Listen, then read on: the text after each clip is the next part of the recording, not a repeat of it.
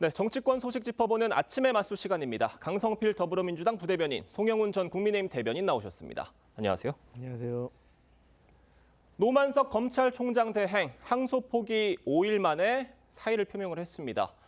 하루 쉬고 출근한 어제는 공식적인 별다른 입장을 밝히지 않았는데 어제 퇴근 후에 기자들을 만나서 소회 비슷하게 밝혔습니다. 뭐라고 얘기를 했냐면 저쪽에서 지우려 하는 것을 지울 수가 없어서 많이 부대껴 왔다. 자, 저쪽은 누구이고 지우려고 하는 것은 뭘까? 이거 약간 수수께끼 같다면 수수께끼 같은 얘기고 좀 쉽게 생각하면 또 명확해 보이기도 합니다만 속 시원하게 얘기를 해줬으면 저희가 이런 해석하는데 시간을 좀 덜 들였을 것 같아요. 어떻게 보세요? 그렇습니다. 그런데 통역을 해보면 예. 간단한 이야기입니다. 정권에서 대통령의 범죄 혐의와 관련 있는 사건들을 지우려고 했고 그 압력이 굉장히 심했다. 예. 라는 한 문장으로 요약됩니다. 일단 저쪽이라고 하는 것은 이쪽은 아닌 것이죠. 그러면은 노만석 대행이 몸담고 있는 검찰이 아닌 외부를 이야기하는 것이고 결국에는 상부, 즉 정권을 이야기한다고밖에 볼 수 없는 것입니다. 그다음에 지우려고 하는 것은 검찰 입장에서는 범죄 혐의나 범죄 사건들을 지우려고 하는 것이겠죠. 그것이 정권과 관계 있는 것이 아니면 왜 지우려고 하겠습니까? 결국은 이재명 대통령이 현재까지 5개 사건의 엄연한 피고인 신분이고 그 사건들 또는 관련 사건들을 지우려고 했다라고 하는 의미로 해석이 됩니다. 그다음에 노만석 대행이 많이 부대꼈다라고 하는 표현을 썼잖아요. 예. 그만큼 그 압력이 본인이 감당하기 어려울 정도로 힘들었다. 라는 소회를 토로한 것으로 보입니다. 그런데 이 점에서 노만석 대행이 해야 될 것이 한 가지 더 있습니다. 지금 사표를 냈다고 합니다마는 본인이 책임지는 것의 10,000분의 1도 모자라거든요. 퇴임식에서 어떤 입장을 밝힌다고 했는데 이 사람이 해야 할 일은 단 한 가지입니다. 국민 앞에 지금까지 있었던 일에 소상한 전말을 있는 그대로 진실하게 공개하는 것이 일말이라도 책임을 지는 자세일 것이다. 이 말씀을 분명하게 드립니다. 강성필 부대변인은 어떻게 네. 보십니까? 저쪽은 누구고 지우려고 하는 것은 뭐라고 보세요? 뭐 이제 송영훈 대변인께서 하시는 말씀을 저는 그런 의미로 말씀은 하신 것 같아요. 예. 근데 이제 어차피 이제 이게 불법이냐 합법이냐 뭐 그런 문제 아니겠습니까? 근데 저는 법무부 장관이 검찰총장에게 그 수사 지휘할 수 있잖아요. 그런데 어쨌든 정성호 법무부 장관이 하지는 않았다라고 해요. 그런데 저는 이게 왜 문제가 되는 것인지 모르겠어요. 만약에 이 문서를 통해 가지고 수사지휘를 했다고 하면 그때는 또 잘했다고 했을까요? 그렇지 않거든요. 그리고 이제 이 사건의 본질은 항소를 취소한 본질은 사실 대장동의 일당들이 제대로 된 처벌을 받느냐, 그리고 그들이 취한 수익을 국가가 제대로 환수해서 피해자에게 돌려줄 수 있느냐, 사실 이게 중요한 건데 저는 검찰 집단이라는 이 집단적인 항면 사태로 본질이 흐려지는 것 같아서 이 부분에 있어서는 정치권이 좀 제대로 잡아야 될 필요가 있다 이런 생각도 듭니다.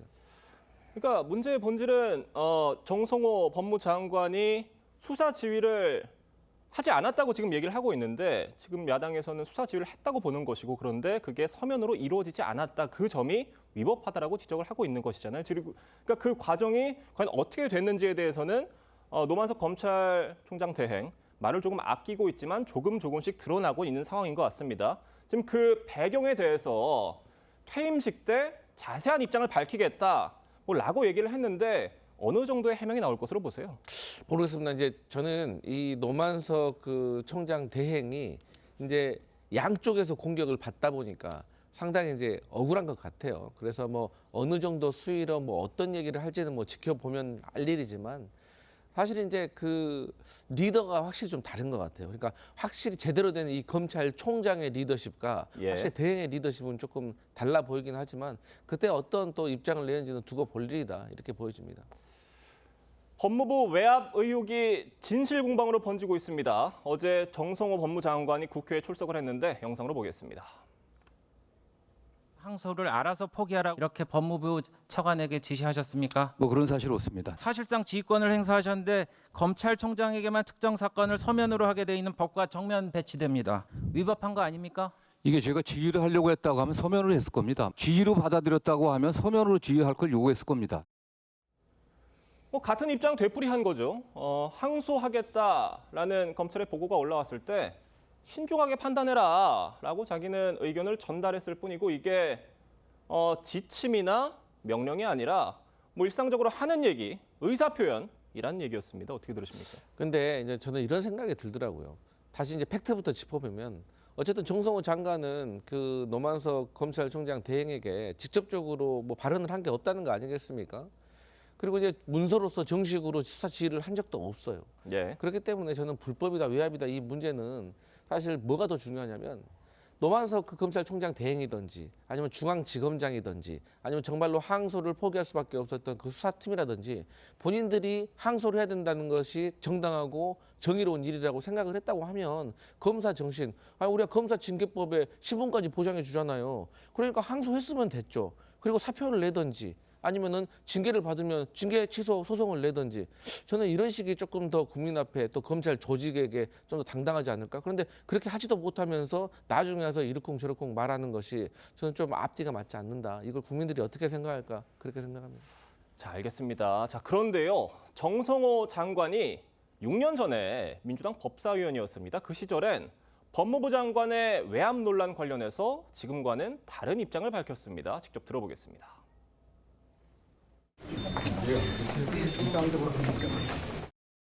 국정원 댓글 사건 관련해서도 그 당시 그것이 지시는 아니라고 하더라도 아니라고들 얘기를 하지만 뭐 공식적으로 그렇게 지시를 했겠습니까? 상당한 정도 외압으로 느꼈다고 하는 것이 또 사실로 드러났었고 그렇습니다. 그래서 이런 부분에 관련해서는 분명한 기준과 원칙을 세워야 됩니다.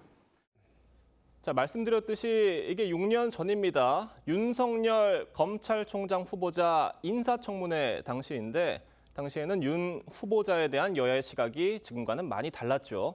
민주당 법사위원으로서 정성호 의원이 저렇게 얘기를 한 건데 그러니까 법무부의 공식적인 지시가 아니더라도 어떤 의견만으로도 이게 외압으로 비춰질 수 있다는 점에 대해서 그때는 저렇게 얘기를 했던 거예요. 어떻게 들으세요? 그렇습니다. 방금 전에 저희가 영상으로 본 저 발언, 정성호 의원이 당시에 검찰총장 인사청문회에서 한 공적 발언 아니겠습니까? 예. 그러니까 우리가 그 발언을 소환해 와서 국회의원 일대의 이야기와 그리고 지금 법무부 장관이 되어서 입장이 판이하게 다르다라고 지적을 하는 것입니다. 법무부 장관이 문서로 공식적으로 수사 지휘를 하지 않았다고 해서 그것이 외압이 아닌 것이 아니고 오히려 제3자를 통해서 하고 문서가 아닌 이런 은밀한 방법으로 하는 것이 훨씬 더 잘못된 것입니다. 그리고 조금 전에 우리 강 부대변인께서 아니 검사들이 그러면은 징계 취소 소송 각오하고 항소장 냈으면 되지 않느냐라고 하시는데 그것은 야당에서 할 수 있는 이야기입니다. 정권을 잡고 있는 입장에서 아니 검사들 항소장 낼 거면 징계 취소 소송 각오하고 해보세요라고 하면은요 그것이 바로 외압이고 압력인 것입니다. 이런 것을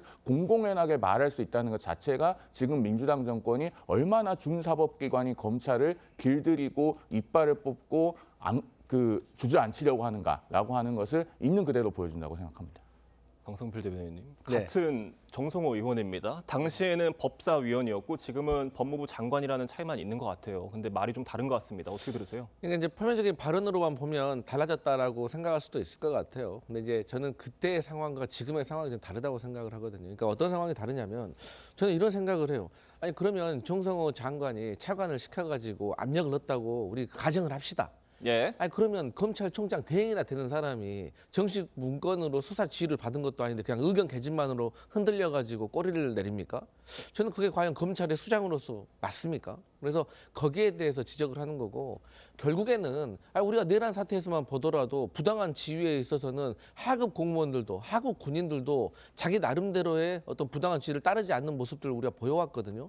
마찬가지로 검찰의 수장 정도가 되고 뭐 중앙지검장 정도 되고 그런다고 하면 본인 나름대로의 어떤 소신 있는 행동을 할 수 그게 정의라고 한다고 하면 예. 그럴 수 있지 않을까 저는 그런 생각이 듭니다. 이건 제가 좀 짧게 말씀을 드리면은요. 말씀하신 것처럼 검찰총장 직무대행이 단순한 의견 개진만으로 굴복하지 않았겠죠. 거기에서 하는 핵심이 있는 겁니다. 본인이 뭐라고 이야기합니까? 법무부 차관으로부터 3가지 선택지를 제시받았는데 셋 다 항소 포기였다. 예. 그러면 이건 비유하자면 이런 겁니다. 조직폭력배 두목이 어떤 사람을 앉혀놓고 너 그냥 죽을래? 맞아 죽을래? 비참하게 죽을래? 라고 하면 거기에 어떤 다른 선택지가 있는 것입니까? 그것과 마찬가지인 것이죠. 그러니까 결국 이 사안은 특검을 통해서 진상을 규명해야 된다. 그렇지 않고서는 국민적인 의혹이 해소되지 않을 것이다. 라는 말씀까지 드리겠습니다. 알겠습니다. 이 항소 포기를 둘러싼 정치권 공방 연일 가열되고 있습니다. 여야 목소리 들어보겠습니다. 겁먹은 개가 요란하게 짖는 법입니다. 일부 정치 검사들 이렇게 소동벌이다가 마치 명예롭게 옷 벗고 나가는 것처럼 그런 쇼하고 싶을 텐데 그 속셈 다 합니다. 부당하게 돈벌이하는 거 못하게 하겠습니다. 이재명은 그 존재 자체로 대한민국의 재앙입니다. 제명이 아니라 재앙입니다. 이 항소 포기는 공소 취소로 가기 위한 시작에 불과합니다. 이재명을 끝내야 합니다. 이 정권을 끝내야 합니다. 좀 민주당 얘기부터 해보겠습니다. 뭐 항소 포기에 따른 검찰의 집단 반발을 항명으로 규정을 하고 있는데, 자, 항명이라는 게 명령에 저항한다 그래서 항명이잖아요. 근데 지금 정성호 법무장관은 사실은 명령 내린 적도 없고 수사 지휘 안 했다는 거 아니겠습니까? 뭐 어떤 명령에 항명을 했다는 겁니까? 일단 그래서요. 제가 이번에 정청래 대표에게서 두 가지 새로운 면을 발견했습니다. 네. 첫 번째, 저하고 생각이 같은 부분이 있어요. 저분은 항명이라고 표현하잖아요. 예. 항명은 말씀하신 것처럼 명이 있는 걸 전제로 하는 겁니다. 그러면은 정성호 장관이 명을 한 거예요. 그런데 문서로 하지 않았습니다. 공식적인 문서라는 적법한 방법을 하지 않고 우회적인 방법으로 제도를 잠탈해서 수사 지휘를 했다는 걸 인정하는 셈이 되는 겁니다. 그러면 수사받아야죠. 검찰청법 위반이고 직권남용의 소지가 다분합니다. 법무부 장관이 관련돼 있는 것이기 때문에 이것은 상설특검도 못하고 개별특검을 해야 됩니다. 야당 추천 특검을 해야 되겠죠. 그다음에 또 한 가지로 제가 정청래 대표에 대해서 새롭게 발견한 것은 저분은 윤석열 전 대통령을 마음 깊이 흠모하고 있는 것 같아요. 왜냐하면 2023년에 박정훈 대령에게 집단항명 수괴라고 하는 무시무시한 죄명으로 기소했던 적이 있지 않습니까? 그것과 똑같은 겁니다. 왜 박정훈 대령은 의인이라고 하면서 지금 항소 포기에 대해서 반발하는 검사들은 항명으로 몰아붙입니까? 둘 중에 하나만 해야죠. 정청래 대표가 마음 깊이 윤 전 대통령을 존경하고 있었던 것이 아니라면 그런 항명 프레임을 따라하지는 않을 것이다 라는 말씀까지 드립니다. 자, 지금 민주당에선 검사들이 선택적 항명을 하고 있다 이렇게 비판을 하고 있습니다. 그러면서 이 법을 고쳐서 검사를 파면 가능하게 하고 변호사 수입까지 제한하도록, 그러니까 변호사 못하게 하겠다 지금 이런 얘기까지 했는데 이게 지금 적절한지 부적절한지를 떠나서 가능한 얘기인지도 모르겠어요. 그러니까 지금 헌법에 직업 선택의 자유가 보장이 돼 있잖아요. 어떻습니까? 맞아요. 이제 그런 면은 저는 있는 것 같아요. 예. 그러니까 이제 변호사까지 뭐 할 수 없게 만들겠다. 그건 사실 이제 저는 기본적으로 불가능하다고 생각하고 정치적인 언어로서 그렇게 지적을 거세게 했다고 저는 생각을 해요. 근데 이제 그럴 수밖에 없는 게 왜 검찰이 선택적이냐. 그러니까 쉽게 말해서 지금 항소해야 될 사건을 항소 안 했다는 게 문제 아니에요. 네. 검사들 입장에서는. 그렇게 따진다면 이 장동혁 국민의힘 대표 같은 경우도 선거법으로 1심에서 무죄 받았습니다. 근데 검찰이 항소 안 했더라고요. 그리고 윤석열 전 대통령의 장모도 부정수급해가지고 재판받았는데 1심에서 무죄 나왔습니다. 근데 항소를 안 했어요. 그러면 국민들이 어떻게 생각하겠어요? 전직 대통령, 그래 그때는 아마 현직 대통령인지 모르겠지만 어쨌든 대통령의 장모였기 때문에 무죄인데 무죄 나왔는데 항소 안 했다라고 생각할 수도 있거든요. 그러니까 예. 당시의 야당 그리고 지금의 민주당 입장에서는 그러한 부분에서 선택적으로 검찰들이 항명을 하고 있다라고 생각할 수밖에 없기 때문에 저 정도의 분노의 발언이 나오는 것 같습니다. 자, 검찰 내부 분위기는 참 뒤숭숭한 것 같습니다.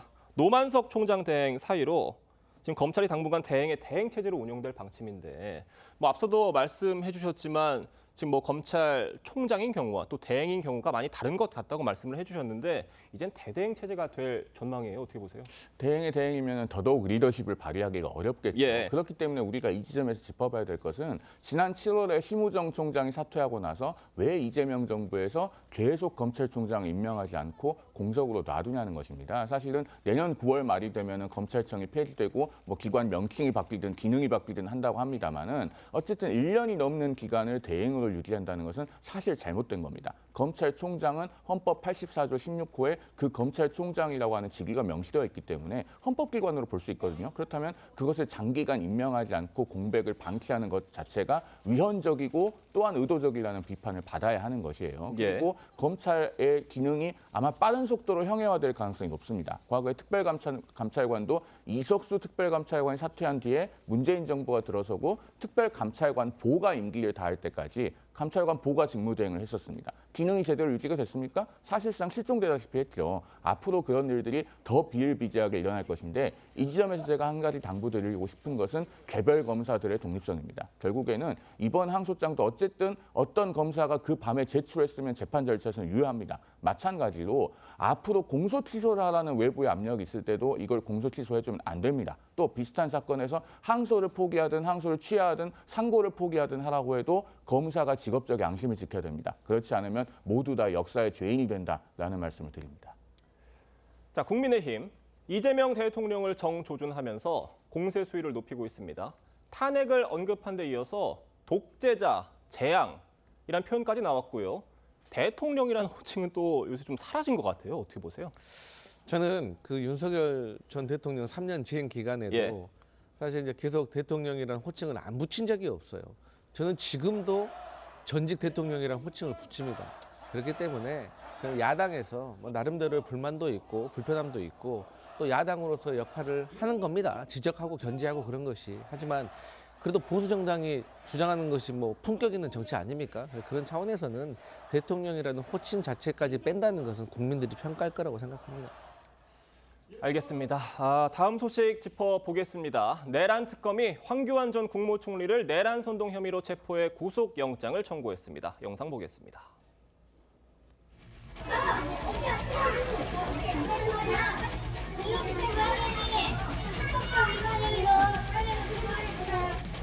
강압적으로 압수수색하고 자료를 내놔와 한다고 내가 스스로 그걸 주는 게 맞습니까?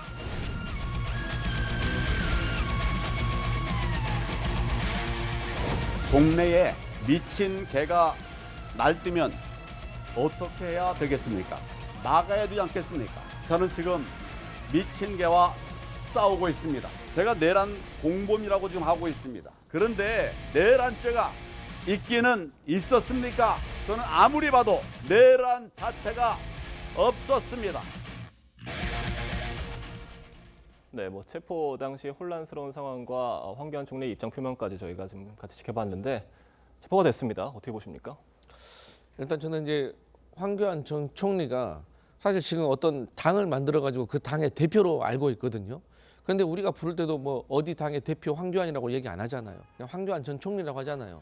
쉽게 말해서 황교안 전 총리는 정치적으로 사실 이제 많이 영향력이 미미하신 분입니다. 근데 이제 어쨌든 이런 분이 내란 선동과 관련해서 이제 혐의를 받고 있는데 사실 이 부분에 있어서는 사실 특검이 뭐 제대로 조사하면 될 거고 뭐 영장까지 청구한 것 같던데 사실 저는 이 내란을 선동하는 것도 상당히 무거운 죄인데 어쨌든 본인의 논리는 내란이 없었으니 내란 죄도 없다라고 주장하시는데 예. 아니 근데 지금 내란 때문에 지금 대통령이 헌법재판소에서 파면당하고 탄핵당하고 지금 형사재판 받고 있는데 내란이 없었다라고 하면 국민들이 얼마나 공감을 해줄까 이런 생각이 듭니다. 알겠습니다. 황 전 총리 그리고 본인이 무슨 개와 싸우고 있다라는 강한 표현도 썼는데 이 표현 어떻게 들으셨어요?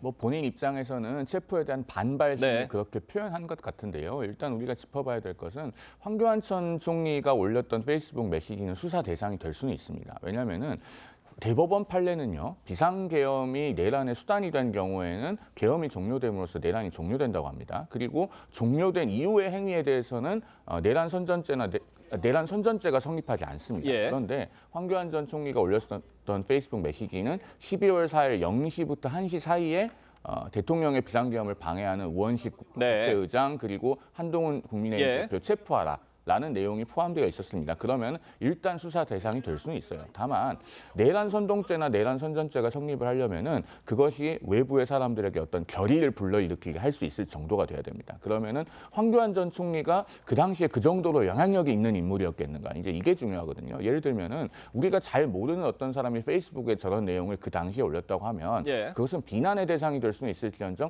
법적으로 처벌할 수 있는지는 조금 애매합니다. 그러면은 그 당시 황교안 전 총리의 페이스북 메시지 가 과연 그 정도로 외부에 영향력이 있었는가 이 부분을 특검이 입증을 해야 될 겁니다. 그렇기 때문에 간단한 사안은 아니라고 보여지는데 다만 앞서 잠깐 언급이 나왔듯이 황교안 전 총리는 지금 원외 정당을 하나 따로 만들었습니다. 예. 그리고 엄연히 그 당의 대표거든요. 현재 국민의힘의 당 대표도 아니고 당원도 아닙니다. 그렇기 때문에 국민의힘에서 황교안 전 총리에 대해서 우리가 황교안이다라고 하는 것은 조금 지나치게 나간 면이 없지 않습니다.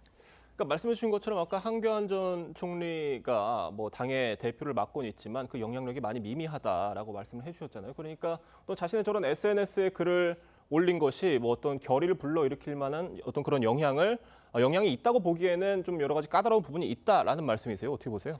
그러니까 이제 이 영향력이 있냐 없느냐는 사실 이 객관적인 지표가 없기 때문에 사실 어려운 문제예요. 예. 그런데 저도 이제 최근에 황교안 전 총리와 관련돼서 체포되고 뭐 이런 기사들을 접해 보니까 나름대로 또 지지자가 있어가지고 뭐 체포하고 압수수색하고 뭐 그래도 좀 방해도 하고 그런 것 같더라고요. 그리고 어쨌든 간에 황 전 총리 같은 경우는 법무부 장관도 하고 예. 그다음에 총리도 하고 대통령 권한 대행까지 한 사람입니다. 그렇기 때문에 이제 사회적으로 일단 무게감이라든지 그런 존경을 받아야 되고 책임감은 있어야 될 사람인 것이죠. 근데 그런 차원에서 이분이 올린 그 페이스북에 대한 시간이라든지 이런 것들이 사실 또 내란 세력과의 공범이라든가 어떤 사전에 인지하고 있었다 이런 혐의가 있을 수도 있는 것이거든요. 근데 또 가만히 생각을 해보면 이번에 좀 부정선거 의혹에 대해서 또 주장을 하셨던 것 같아요. 그런다고 하면 저는 윤 전 대통령과의 그런 부정선거와 관련된 공감대가 있었을 수도 있겠다. 예. 하는 의심도 한번 해볼 만하다. 그렇기 때문에 조사는 해볼 필요가 있어 보입니다. 말씀해주신 이 부분, 윤 전 대통령과 공모했는지 여부도 특검팀이 들여다볼 가능성도 있는 거예요? 황교안 전 총리의 그 당시 정치적 위상을 생각해 봤을 예. 때 무슨 공모나 내밀한 의사소통이 있을 것으로는 보이지 않습니다. 네. 다만 황교안 전 총리가 조금 특수성이 있기는 해요. 과거에 통합진보당 해산 사건, 그 헌법재판소에 정당 해산 심판 청구를 할 때 법무부 장관 아니겠습니까? 그리고 황교안 전 총리는 그 국가보안법에 관한 단행본 책을 저술하신 분이거든요. 그래서 형법 주석서에 그 내란죄 파트를 서술할 때 보면은 황교안 전 총리의 국가보안법 책이 각주로 인용되어 있습니다. 예. 그 정도로 저 분야에서는 약간 권위가 있어요. 내란 사건의 권위자이신 그렇죠. 거예요? 그렇기 때문에 어떻게 보면은 내란 선전죄나 내란 선동죄의 구성 요건을 잘 알고 있으면서 행동한 것이 아니냐라고 예. 하는 의심을 받고 있기 때문에 저 부분은 앞으로 황교안 전 총리가 좀 소명이 필요한 부분일 것으로 보입니다. 알겠습니다. 오늘 두 분 말씀은 여기까지 듣겠습니다. 감사합니다.